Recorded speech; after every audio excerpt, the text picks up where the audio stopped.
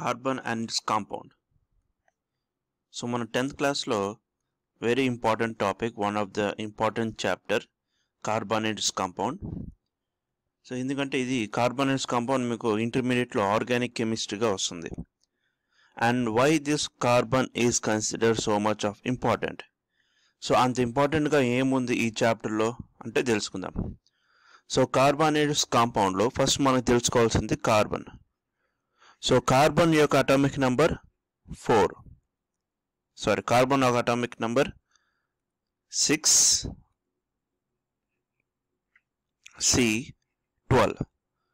So ఇది carbon యొక్క atomic number, atomic mass వచ్చేసి 12.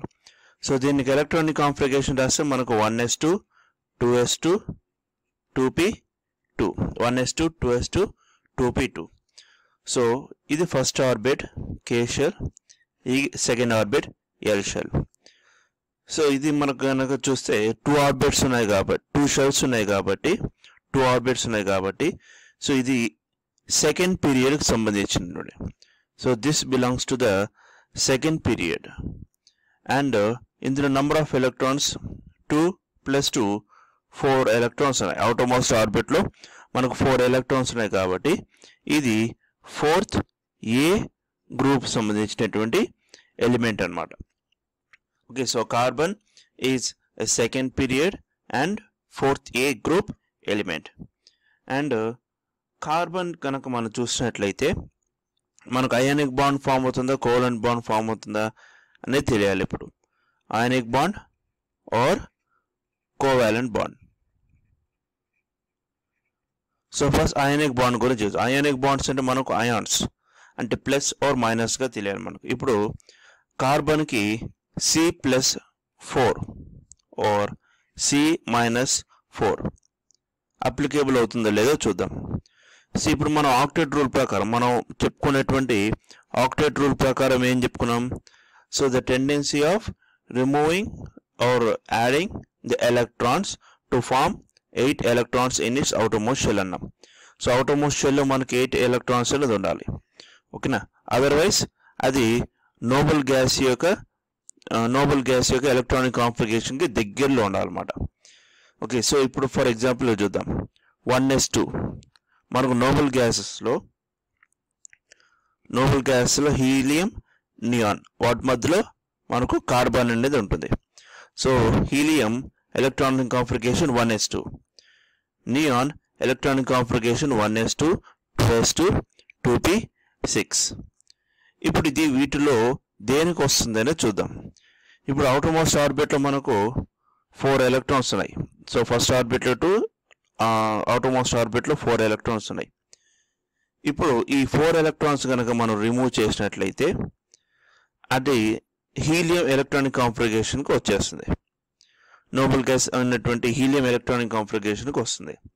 సో 4 ఎలక్ట్రాన్స్ కనుక రిమూవ్ చేసినట్టయితే అది C+4గా ఫామ్ అవుతుంది. ఓకేనా? సో అయితే కార్బన్కి అటామిక్ నెంబర్ 6 అంటే అందులో 6 ఎలక్ట్రాన్స్ 6 ప్రోటాన్స్ అనేది ఉంటాయన్నమాట. ఇప్పుడు మనం 4 ఎలక్ట్రాన్స్ కనుక రిమూవ్ చేసినట్లయితే మిగిలింది ఎంత ఉంటుందంటే 2 ఎలక్ట్రాన్స్ ఉంటుంది. ప్రోటాన్స్ మాత్రం 6 ప్రోటాన్స్ ఉంటాయన్నమాట. సో ఏంటంటే ఇక్కడ చూసినట్లయితే చాలా వేరియేషన్ ఉంది మనకు. ఎలక్ట్రాన్స్కి ప్రోటాన్స్ కనుక చూసినట్లయితే మనకి ఇక్కడ చాలా వేరియేషన్స్ ఉంది. సో ఈ వేరియేషన్స్ అంటే ఈ ప్రోటాన్స్ ఈ 2 ఎలక్ట్రాన్స్ని హ్యాండిల్ చేయలేవు అనమాట. అంటే there will be very most attractive nuclear attraction between the electrons and protons. అప్పుడు ఈ ఎలక్ట్రాన్స్ ఏమవుతుందంటే ప్రోటాన్స్లో పడేటువంటి ఛాన్సెస్ ఉంది. సో కాబట్టి C+4 అనేటువంటిది ఫామ్ అయ్యేదానికి అవైలబిలిటీ లేదు. That means there is no chance to form C+4 ion అంటే క్యాటయాన్గా ఫామ్ కాదనమాట. అదే C-4 చూద్దాం. C-4 అంటే 4 ఎలక్ట్రాన్స్ యాడ్ చేస్తాం. సో 4 ఎలక్ట్రాన్స్ యాడ్ చేస్తే అవుటర్మోస్ట్ ఆర్బిట్లో మనకు 8 ఎలక్ట్రాన్స్ ఉంటాయి. అంటే ఇది నియాన్ ఎలక్ట్రానిక్ కాన్ఫిగరేషన్కి ఫామ్ అవుతుంది అనమాట. నియాన్ ఎలక్ట్రానిక్ కాన్ఫిగరేషన్ ఫామ్ అయితే ఇప్పుడు ఇది ఫామ్ అవుతుందో లేదో చూడాలి. ఇప్పుడు సో యాజ్ యూజువల్ మనకు 6 ఎలక్ట్రాన్స్ 6 ప్రోటాన్స్ ఉంటాయి. 4 ఎలక్ట్రాన్స్ యాడ్ చేస్తే 10 ఎలక్ట్రాన్స్ ఉంటుంది. అదేవిధంగా మనకు ప్రోటాన్స్ వచ్చేసి 6 ప్రోటాన్స్ ఉంటాయి. సో ఇక్కడ కూడా ఏంటంటే వేరియేషన్స్ ఉంది, మోస్ట్ వేరియేషన్ ఉంది. And it is unable to hold the 10 electrons for the protons. నార్మల్గా మనకి ఈక్వల్ అమౌంట్లో కనుక ఉంటే ప్రోటాన్స్ అనేటివి ఈ 6 ప్రోటాన్స్ అదేవిధంగా 6 electrons ఇవి రెండు హోల్డ్ చేయగలుగుతుంది, అంటే స్టెబిలిటీ కోసం. కానీ ఇక్కడ వచ్చేసి 10 electrons ఉన్నాయి, ఇక్కడ 6 ప్రోటాన్స్ ఉన్నాయి. సో ఈ 6 ప్రోటాన్స్ ఈ 10 electronsని హ్యాండిల్ చేయడానికి ఇట్ ఈస్ వెరీ డిఫికల్ట్ అనమాట.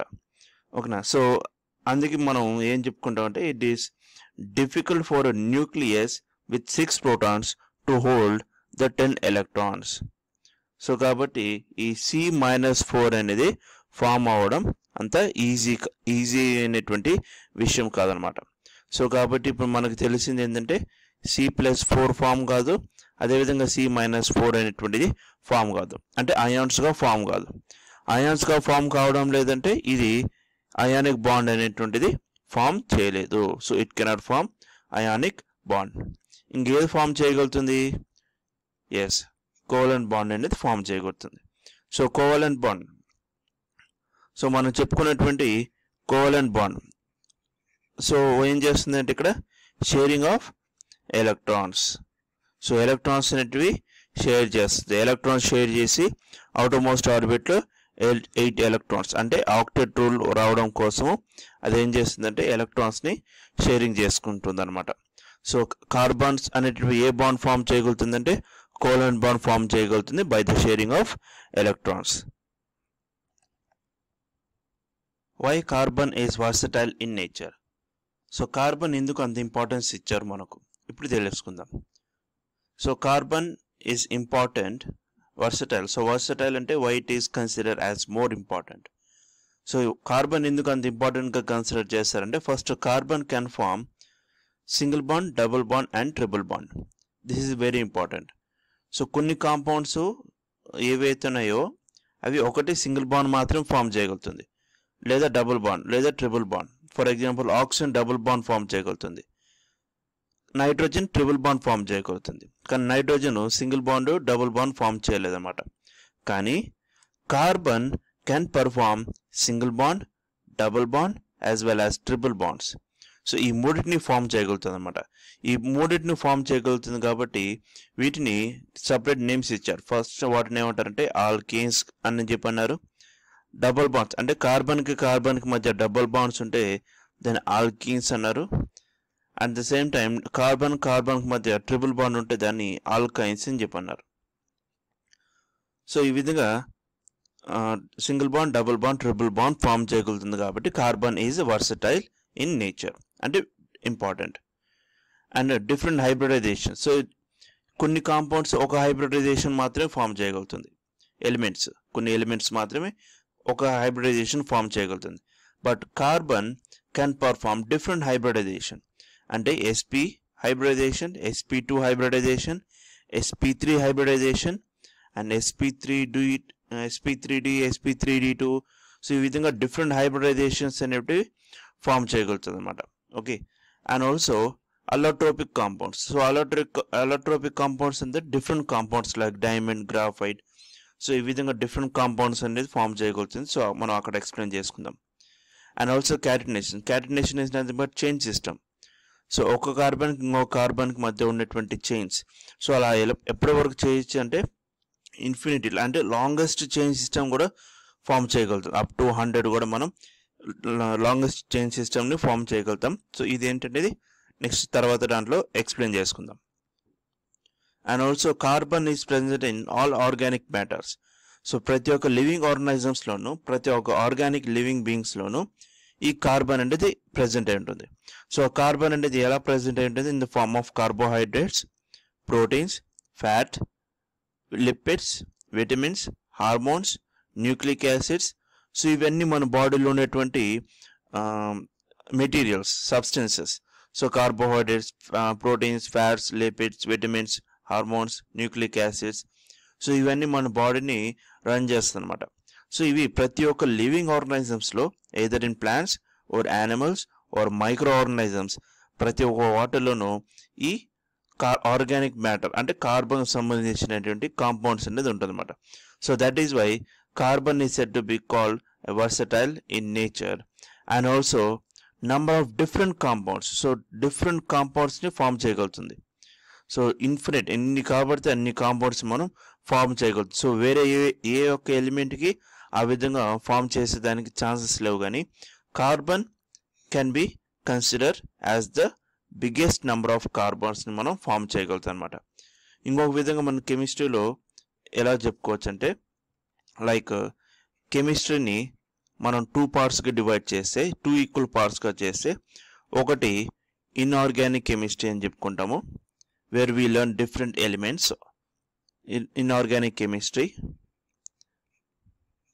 And second half of the పార్ట్ని మనం ఆర్గానిక్ కెమిస్ట్రీగా చెప్పుకుంటాం, ఆర్గానిక్ కెమిస్ట్రీ. సో ఆర్గానిక్ కెమిస్ట్రీలో మనకు ఉన్నటువంటి టోటల్ 118 ఎలిమెంట్స్ ఏవైతున్నాయో, ఆర్గానిక్ కెమిస్ట్రీలో మనం ఫస్ట్ ఓన్లీ కార్బన్ గురించి నేర్చుకుంటాం. In this we learn only about the carbons మాత్రమే నేర్చుకుంటాం. So that belongs to the organic chemistry.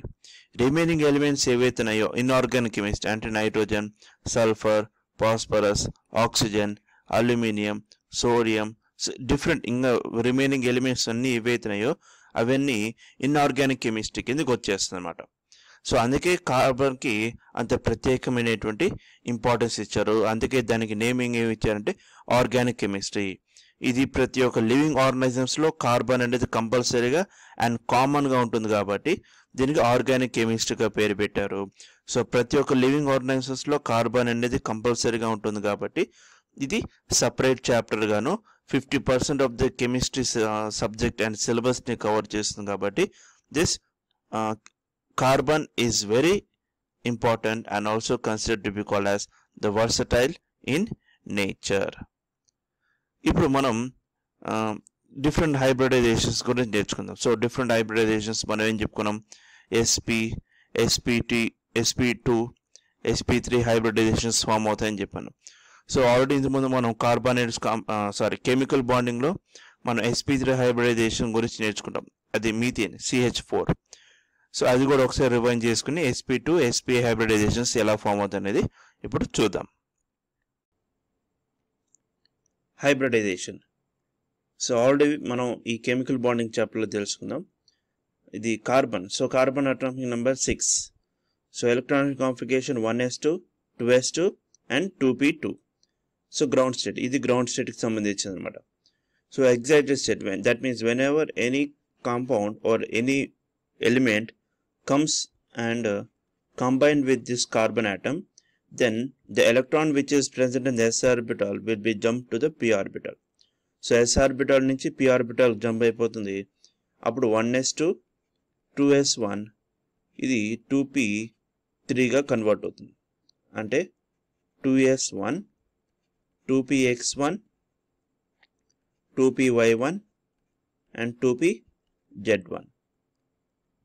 ఇప్పుడు ఇక్కడ ఉన్నటువంటి s ఆర్బిటాలు 3p ఆర్బిటాల్స్ అంటే dumbbell shape. So 3p orbitals ఈ 3 బాండ్ ఫార్మేషన్కి కంబైన్ అవుతుంది. సో అవి sp3 హైబ్రిడైజేషన్గా కన్వర్ట్ అవుతుంది. దీనిని మనం ఏం చెప్పుకుంటామంటే మీథేన్ CH4లో ఫామ్ అవుతుంది sp3 హైబ్రిడైజేషన్. సో ఈ 4 అటామిక్ ఆర్బిటాల్స్ కంబైన్ అయినప్పుడు మనకు ఈ విధంగా అనేటువంటి స్ట్రక్చర్ అనేటువంటిది ఫామ్ అవుతుంది.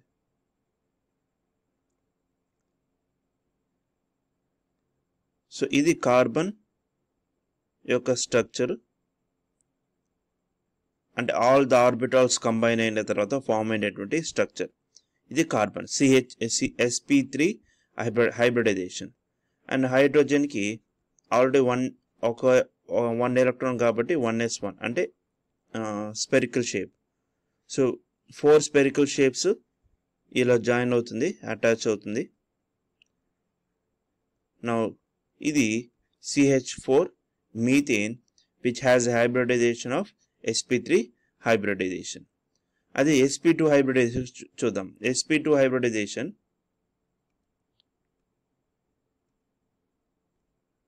sp2 hybridisation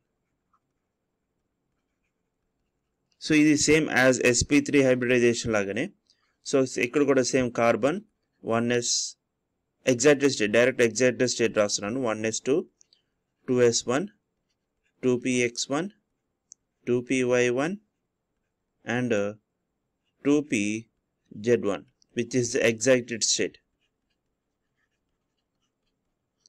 So which is the excited state. So already మనం గ్రౌండ్ స్టేట్ లో చూసాం కదా, సేమ్ ఎగ్జైటెడ్ స్టేట్ లో ఉన్నటువంటి డైరెక్ట్ ఎలక్ట్రానిక్ కాన్ఫిగరేషన్ రాసనమాట. ఇప్పుడు ఎగ్జాంపుల్ చూద్దాం దీనికి. C2H4. సో C2H4 అనేది sp2 హైబ్రిడైజేషన్. సో ఎలా sp2 హైబ్రిడైజేషన్ చెప్పాను ఇంతకుముందు. మనకు ప్రీవియస్ దాంట్లో ఒక S 3p px py pz 3 plus S 4 form అయింది, అంటే బాండ్ ఫార్మేషన్లో పార్టిసిపేట్ అవుతుంది కాబట్టి దాన్ని మనం sp3 హైబ్రిడైజేషన్ అంటాం. ఇక్కడికి వచ్చేసరికి sp2 అంటాం. sp2 అంటే ఒక S 2p కంబైన్ అవుతుంది. pz అనేది ఈ బాండ్ ఇన్వాల్వేషన్లో ఫామ్ కాదనమాట. ఓకే, సో ఇది ఎలా ఫామ్ అవుతుందంటే చూద్దాం ఒకసారి. సో నార్మల్గా మనం కార్బన్ యొక్క స్ట్రక్చర్ ఇలా గీస్తాం.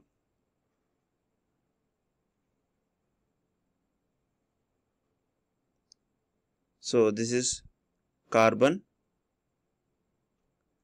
And another carbon.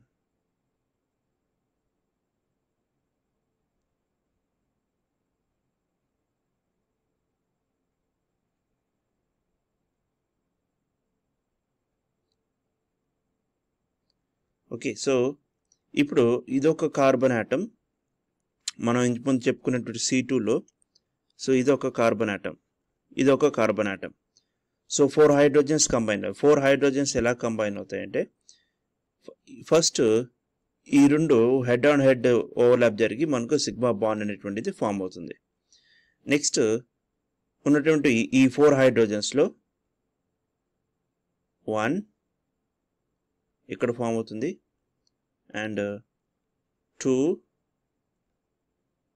3 and 4. ఇంక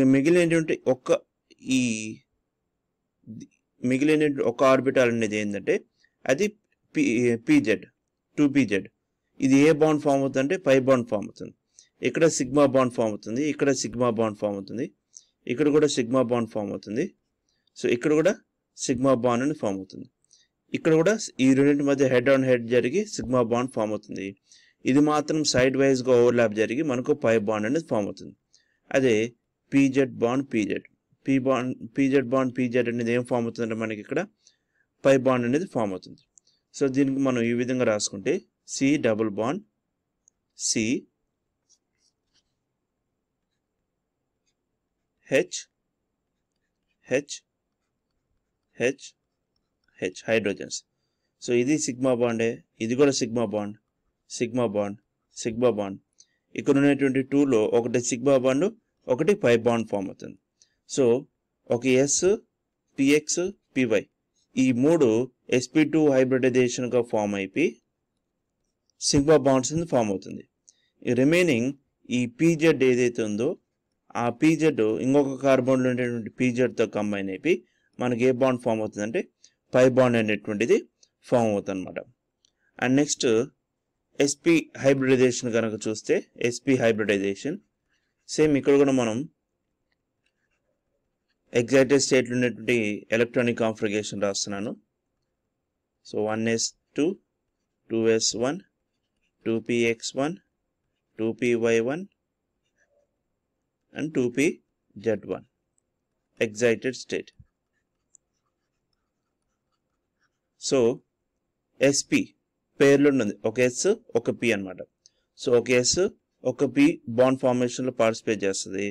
ఈ 2py 2pz అంటే py pz అనేది పై బాండ్స్ అనేది ఫామ్ చేయగలుగుతుంది. ఈ రెండు సిగ్మా బాండ్స్ ఫామ్ చేస్తుంది, ఇది పై బాండ్ ఫామ్ చేస్తుంది. సో దీనికి ఎగ్జాంపుల్ ఏంటంటే C2H2, దీన్ని ఈథైన్ అంటాము.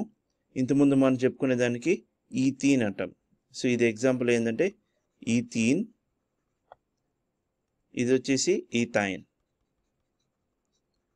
ఈథైన్. సో ఇది ఎలా ఫామ్ అవుతుందో చూద్దాం. ఇది కార్బన్కి మధ్య ట్రిపుల్ బాండ్ అనేది ఫామ్ చేయగలుగుతుంది. సో ఇక్కడ ఒక హెచ్, ఇక్కడ ఒక హెచ్. సో ఇక్కడ సిగ్మా బాండ్ ఫామ్ అవుతుంది, ఇక్కడ సిగ్మా బాండ్ ఫామ్ అవుతుంది. కార్బన్ మధ్య హెడ్ ఆన్ హెడ్ జరిగి ఒక సిగ్మా బాండ్ ఫామ్ అవుతుంది. ఈ రెండు ఏంటంటే పై బాండ్స్ అనేది ఫామ్ చేయగలుగుతుంది అన్నమాట. ఆ రెండు కూడా ఏంటంటే ఒకటి పీవైకి మధ్య పై బాండ్ అండ్ పీజెడ్కి పై బాండ్. ఈ మిగిలినటువంటి ఈ సిగ్మా బాండ్ ఏంటంటే అవి సిగ్మా ఎస్పీ బాండ్. ఇది sigma SP bond SP hybridization. Unit మధ్య వచ్చేసి సిగ్మా ఎస్పీ బాండ్ ఎస్పీ. ఇది కూడా ఇక్కడి నుంచి ఇక్కడికి sigma SP bond S. So ఇది డిఫరెంట్ టైప్స్ ఆఫ్ బాండ్స్ మనకు sp2 and sp3 hybridization form అయినటువంటిది. సో మనకి ఎగ్జామ్లో ఎక్కువగా అడిగేందంటే sp3 హైబ్రిడైజేషన్ పైన అడిగేటువంటి ఛాన్స్ ఉంది. అండ్ వన్ మోర్ థింగ్ ఏంటంటే ఎగ్జాంపుల్స్ అడుగుతారు. Give an example of carbon compound consisting of sp3 hybridization or sp hybridization or sp2 hybridization. So మీరు ఒకటి గుర్తుపెట్టుకోవాలి ఏంటంటే మనకు sp3 హైబ్రిడైజేషన్కి ఎగ్జాంపుల్ ఏంటంటే CH4. అంటే ఇవి alkanes, all single bonds comes under sp3 hybridization. sp2 హైబ్రిడైజేషన్కి వచ్చేసరికి కార్బన్ మధ్య డబుల్ బాండ్ ఉండాలి. అంటే ఇది C2H4 అంటే ఆల్కీన్స్ sp2 హైబ్రిడైజేషన్ కిందకి వస్తుంది. అండ్ sp హైబ్రిడైజేషన్ C2H2 అంటే కార్బన్ మధ్య ఏ బాండ్ ఉంటుందంటే ఇక్కడ ట్రిపుల్ బాండ్ అనేది ఉంటుంది. ఓకేనా. సో ఇది మనం గుర్తుపెట్టుకోవాల్సినటువంటి హైబ్రిడైజేషన్ కాన్సెప్ట్ అన్నమాట.